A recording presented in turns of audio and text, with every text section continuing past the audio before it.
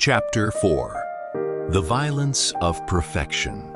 For a long time, I believed there was a correct way to exist, a correct way to speak, a correct way to think, a correct way to walk, behave, eat, respond, and live.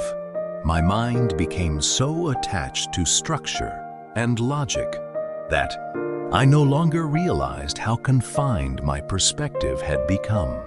I believed life had to fit inside the boundaries I had created. When people challenged my ideas, I defended them fiercely. Disagreement felt like rejection. Being questioned felt like losing control. I became frustrated when others could not understand my point of view, without realizing that I had stopped trying to understand theirs. The tragedy was that I, too, had become trapped inside the standards I defended so passionately. I had built a mental prison so carefully that even my own humanity struggled to breathe within it. Perfection narrows life. It divides existence into right and wrong, success and failure, worthy and unworthy. But life is rarely that simple. Human beings are beautifully complex. We grow through uncertainty, contradiction, mistakes, and change. Rigidity often disguises itself as intelligence. I confused certainty with wisdom. Yet wisdom is not knowing everything. Wisdom is remaining open enough to keep learning. A mind unwilling to change eventually becomes imprisoned by its own conclusions. The need to always be right left little room for understanding. Perfectionism slowly turned curiosity into criticism, not only toward myself, but toward life itself. Perfection as self-punishment. Hidden beneath perfectionism is a quiet belief: I am only worthy if I am flawless. For years, I believed I was simply disciplined.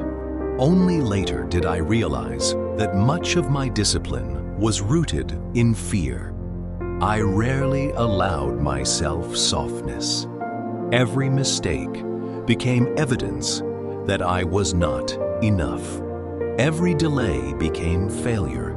Every weakness became something to correct instead of something to understand.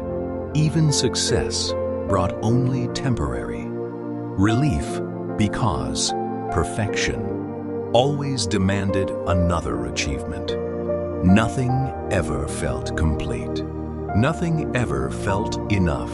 Perfectionism turns the self into a project that is never allowed to rest.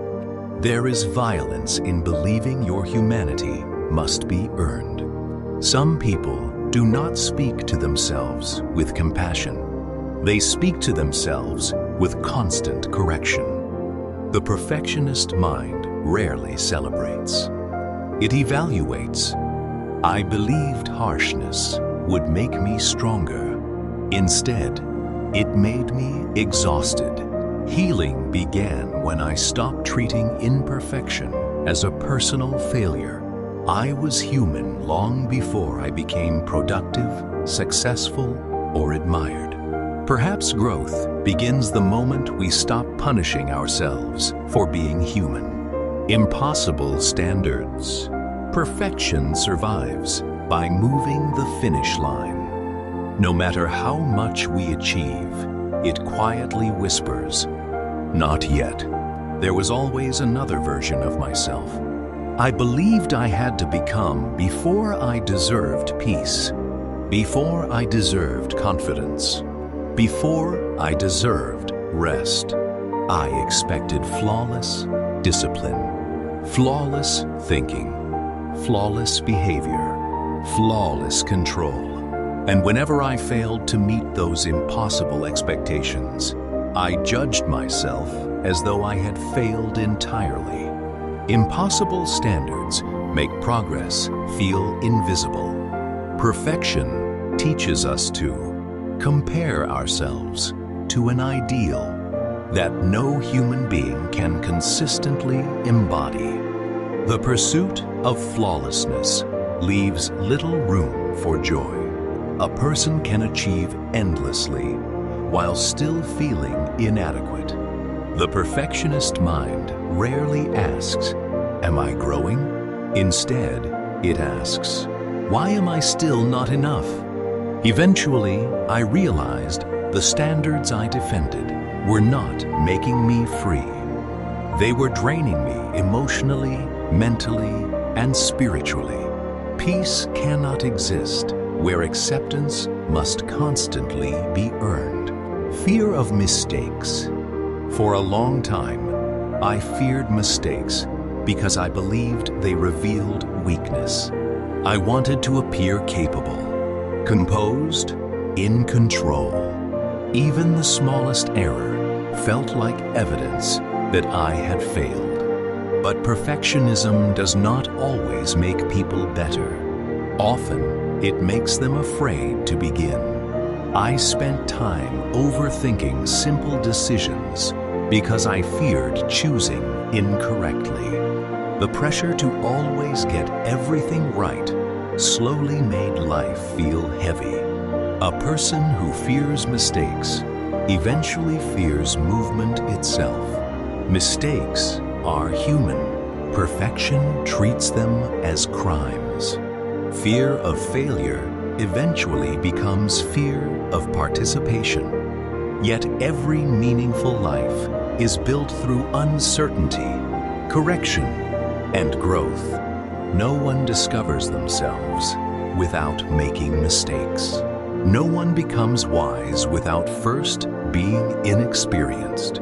I eventually realized my fear of mistakes was not protecting me. It was protecting me from becoming. Perhaps mistakes were never interruptions to the journey. Perhaps they were part of the journey itself. Conditional self-worth. One of perfectionism's deepest lies is this: I deserve love only when I perform well. For years, my worth depended on achievement. When I succeeded, I felt valuable. When I failed, I questioned my identity. I measured myself by how disciplined I appeared, how intelligent I sounded, how productive I became, how perfectly I performed. I rarely allowed myself to simply exist without evaluation. Conditional self-worth creates a fragile identity because peace becomes dependent upon performance. Perfection teaches us to love ourselves only when we succeed, but achievement can never permanently satisfy a person who believes their worth must be earned. Worth is not a reward. It is not a prize for perfection. It is something every human being already possesses. The moment we forget that, perfection becomes another prison. Conclusion. For years, I believed perfection would protect me. I believed it would make me stronger, safer, more worthy. Instead, it made me fearful of mistakes, fearful of failure, fearful of disappointing others, fearful of disappointing myself. The violence of perfection is quiet. It leaves no visible scars, yet it wounds the spirit. It convinces us that we must earn love, that mistakes make us less valuable, that our humanity is something to overcome rather than embrace. But perfection was never the path to freedom. It was another form of resistance, another way of refusing myself, another way of delaying my becoming. Then I began to understand something that changed everything. Growth does not require perfection. It requires honesty. It requires courage. It requires the willingness to remain fully human while continuing to evolve. The goal was never to become flawless. The goal was to become whole, and perhaps wholeness begins the moment we stop asking ourselves to be perfect and start allowing ourselves to be real.